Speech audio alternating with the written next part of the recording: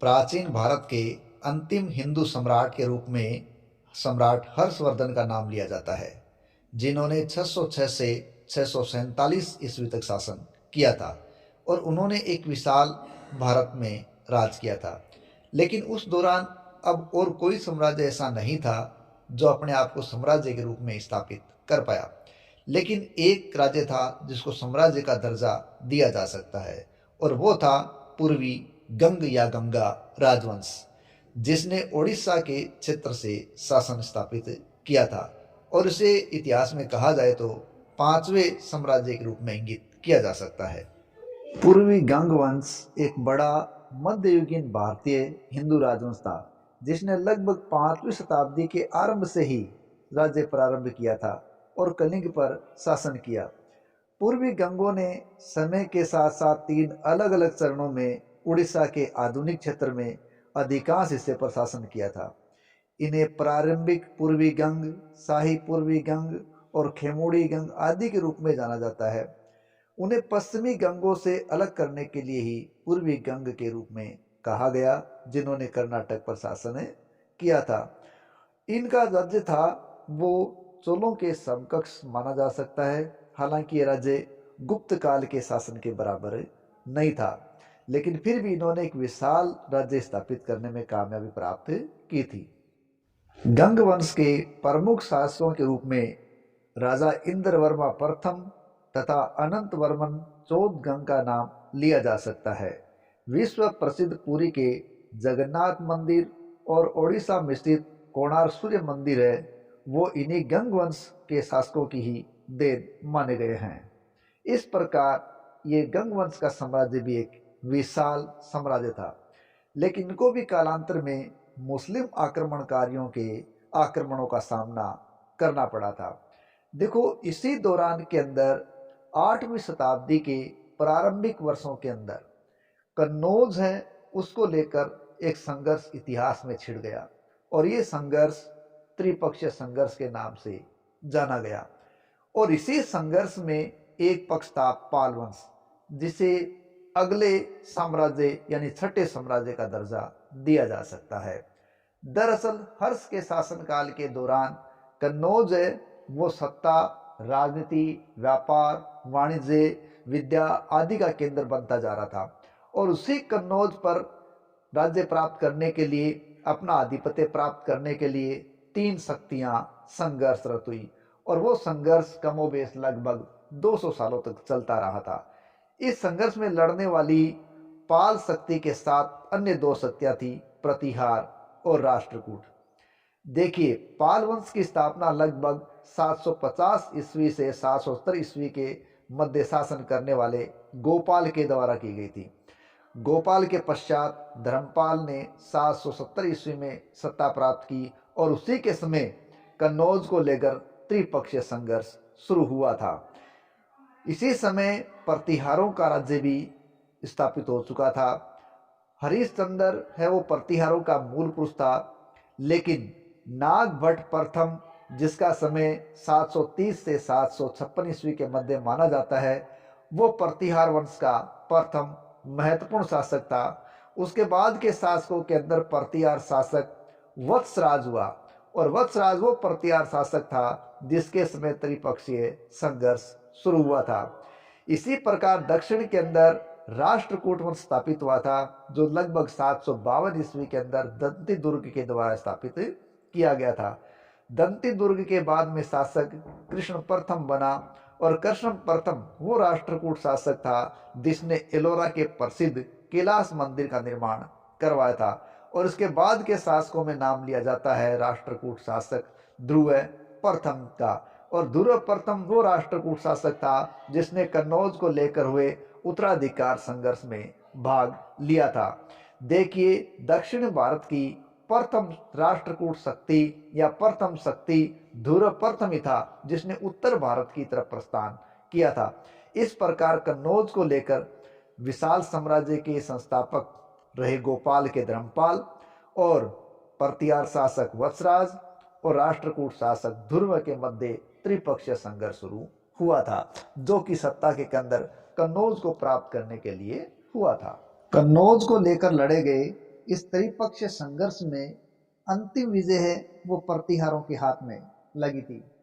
देखिए, जिस समय पाल बंगाल के अंदर सत्ता प्राप्त कर चुके थे, उनका सत्ता काल चल रहा था, उसी दौरान पूर्वी गंगों का भी इस काल चल रहा था और दक्षिण के अंदर दूर क्षेत्र के अंदर होयसल एम्पायर भी चल रहा था।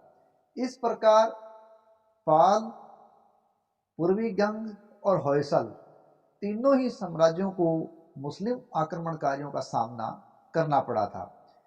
देखिए, मुस्लिम आक्रमण की जहां तक बात है तो भारत पर सबसे पहले अरब मुस्लिम आक्रमणकारी आए और उसमें 712 ईस्वी के अंदर मोहम्मद बिन कासिम ने सबसे पहले सिंध के राजा दाहिर पर आक्रमण किया था। उसके पश्चात रुक रुक कर मुस्लिम आक्रमण भारत पर होते रहे थे और इसी प्रकार गजनी के शासक महमूद गजनी ने भी भारत पर आक्रमण किए थे, जिसका सबसे प्रमुख आक्रमण गुजरात के सोमनाथ मंदिर पर माना जाता है, जो कि उसका भारत में 15वां अभियान था और 1025 ईस्वी में वो अभियान उसने किया था। और बताया जाता है कि इतिहास में सुल्तान की उपाधि प्राप्त करने वाला महमूद गजनवी पहला सुल्तान था। उसके बाद कमोबेश अनेक शासक यहाँ आक्रमण करने के लिए आए, लेकिन उसमें सबसे अधिक ताकतवर साबित हुआ मोहम्मद गोरी, जिसने 1191 के तराइन के युद्ध में पृथ्वीराज चौहान के हाथों पराजय झेली। लेकिन अगले ही साल 1192 ईस्वी ने उसने तराइन के दूसरे युद्ध में पृथ्वीराज चौहान को हरा दिया और उसने हिंदुस्तान की सत्ता प्राप्त की। लेकिन उसने यहाँ से जाते वक्त अपने एक गुलाम कुतुबुद्दीन ऐबक को यहाँ की सूबेदारी सौंप दी और उसके पश्चात 1206 से लेकर 1290 तक ऐसे शासक हुए जो एक दूसरे के गुलाम थे।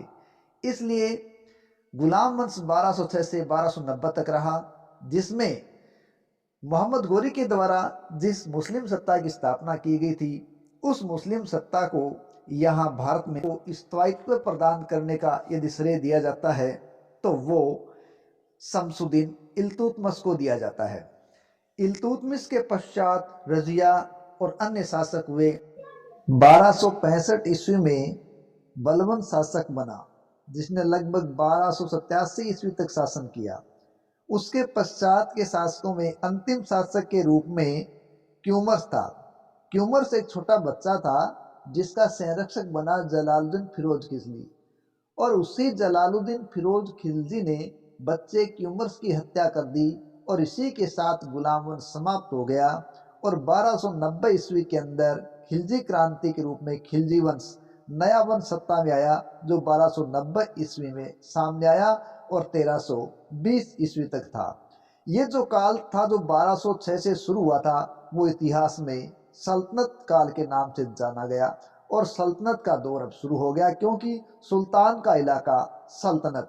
अब देखिए, गुलाम वंश के पश्चात जो खिलजी वंश आया था, उस खिलजी वंश में एक शासक हुआ है अलाउद्दीन खिलजी, और वो साम्राज्य को फैलाने वाला, साम्राज्यवादी नीति धारण करने वाला शासक हुआ और उसने भारत के अंदर एक नए साम्राज्य की नींव डाली, जो थी खिलजी साम्राज्य, जिसने न केवल उत्तर भारत को अपने अधीन करने में कामयाबी प्राप्त की, वरन उसने दक्षिणी भारत के भी अनेक प्रांतों को अपने अधीन कर लिया था।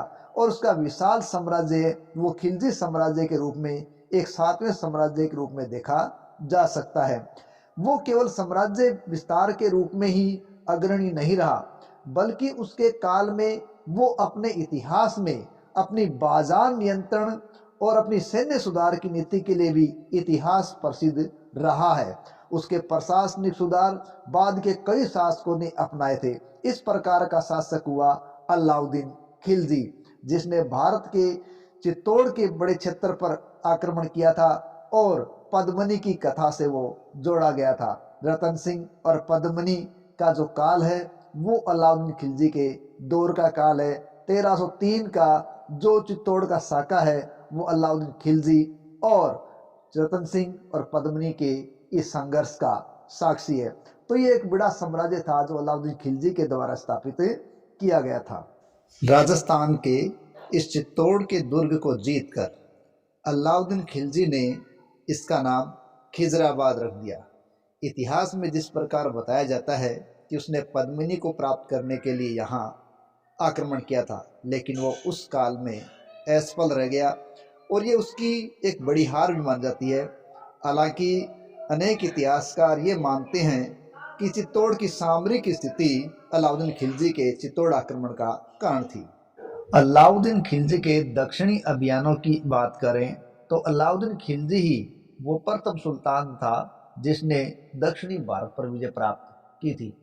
उसके दक्षिणी भारत में जो अभियान थे उसका नेतृत्व मलिक काफूर ने किया था। अलाउद्दीन के समय दक्षिणी भारत में 4 बड़े प्रमुख राज्य थे। देवगिरी के यादव जिनका शासक रामचंद्र देव था, वारंगल के काकतीय जिसका शासक प्रतापरुद्र देव था, द्वार समुद्र के होयसल जिसका शासक वीर बल्लाल तृतीय था, और मदुरा के पांडे जिसका राजा वीर पांडे था। अलाउद्दीन खिलजी ने 1303 ईस्वी में दक्षिण का पहला वारंगल अभियान मलिक छज्जू के नेतृत्व में किया था, लेकिन वो असफल हो गया और यहाँ प्रतापरुद्र देव ने इसे असफल किया था। 1306-7 में अलाउद्दीन खिलजी ने देवगिरी पर दक्षिण का पहला सफल अभियान कर दिया और वो मलिक काफूर के नेतृत्व में हुआ था और यहाँ रामचंद्र देव ने अधीनता स्वीकार कर देने के लिए हाँ भरी थी। इसके पश्चात 1308 ईस्वी में तेलंगाना वारंगल पर दूसरा आक्रमण हुआ और यह मलिक काफूर के नेतृत्व में हुआ था। इस समय यहाँ वारंगल के शासक प्रताप रुद्रदेव थे। देखिए, इतिहास के अंदर अलाउद्दीन खिलजी का यह वारंगल का अभियान सबसे बड़ी लूट के रूप में भी देखा जाता है। इतिहासकार है युगल जोशी, उनकी एक रचना है अग्निकाल। उससे पता चलता है कि मलिक काफूर के नेतृत्व में जब वारंगल का एक दूसरा अभियान किया गया था तो उसने वारंगल से एक अतुल धन संपत्ति प्राप्त की थी और बताया जाता है ये धन संपत्ति 6000 गाड़ी सोना, 300 हाथी और 7000 घोड़े के रूप में से प्राप्त हुई थी, जो भारतीय इतिहास की उस वक्त की सबसे बड़ी लूट मानी गई थी। कहते हैं इतनी बड़ी लूट को लेकर वो 82 दिन की यात्रा करके जब दिल्ली लौटा तो 19 मार्च 1310 ईस्वी को उसकी अगवानी करने के लिए स्वयं अलाउद्दीन खिलजी आया था। बताया जाता है कि वारंगल के शासक प्रतापरुद्र देव से ही मलिक काफूर ने कोहिनूर हीरा प्राप्त किया था, जो गोलकुंडा की खानों से निकला था और वो अब कोहिनूर अलाउद्दीन खिलजी के पास इस प्रकार पहुंचा था। अलाउद्दीन खिलजी के द्वारा खड़ा किया गया ये खिलजी साम्राज्य 1320 ईस्वी में मुबारक शाह खिलजी की मृत्यु के साथ ही समाप्त हो गया और तुगलक वंश स्थापित हुआ। तुगलक वंश ने 1320 से लगभग 1414 ईस्वी तक शासन संभाला था। तुगलक वंश की स्थापना 1320 ईस्वी में गयासुद्दीन तुगलक ने की थी और गयासुद्दीन तुगलक दिल्ली सल्तनत का वो पहला सुल्तान था जिसने किसानों के प्रति सहयोग और उदारता की नीति अपनाई थी। उनका भूमि कर भी उसने कम कर दिया था, ऋणों की वसूली बंद कर दी थी। इसके अलावा सिंचाई के लिए नहर का निर्माण करवाने वाला पहला सुल्तान था गयासुद्दीन तुगलक। गयासुद्दीन तुगलक के साथ निजामुद्दीन औलिया का विवाद भी नाम भी जुड़ा हुआ है। इसकी मृत्यु के पश्चात मोहम्मद बिन तुगलक शासक बना, जिसने 1325 से 1351 ईस्वी तक शासन किया था और इतिहास में ये अपनी अलग ही योजनाओं के कारण चर्चित रहा है, जिनमें इनकी योजना थी देवगिरी को राजधानी बनाना, सांकेतिक मुद्रा चलाना, खुरासान का अभियान करना, कराचिल अभियान करना और 2 आब में कर की वृद्धि करना। इसने एक के बाद एक 5 योजनाएं चलाई, लेकिन वो सारी असफल हो गई और इतिहास में ये शासक है वो पागल बादशाह के रूप में दर्ज हो गया। जबकि ये अलग बात थी कि ये सबसे ज़्यादा विद्वान और पढ़ा लिखा व्यक्ति था।